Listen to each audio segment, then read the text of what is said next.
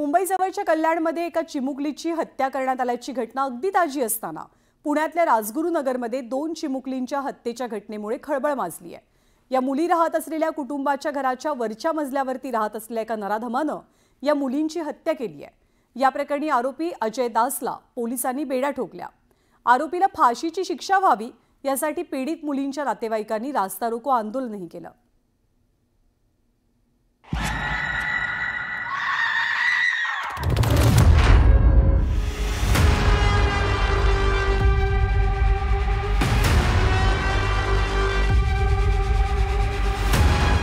कल्याण पाठोपाठ राजगुरुनगरही हादरलं।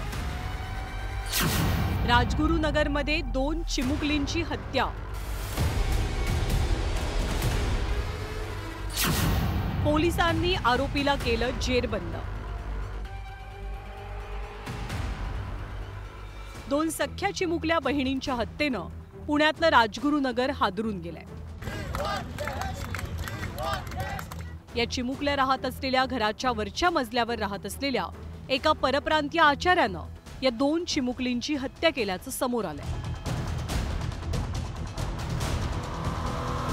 या आचार्यानं 2ही बहिणींना गोड बोलून आधी स्वतःच्या घरात आणलं आणि तिथे सुरुवातीला एका बहिणीवर अतिप्रसंगाचा प्रयत्न केला। मात्र यावेळी तिने आरडाओरडा करण्याचा प्रयत्न केल्यावरती आरोपीनं थेट तिचा जीव घेतला। पण यानंतर आपलं बिंग फुटेल या भीतीनं आचार्यानं दुसऱ्या बहिणीची सुद्धा हत्या केली। त्यानंतर ड्रममध्ये हे 2ही मृतदेह फेकून दिले। या मुली बेपत्ता असल्याच्या तक्रारीचा तपास करताना हा धक्कादायक प्रकार समोर आला।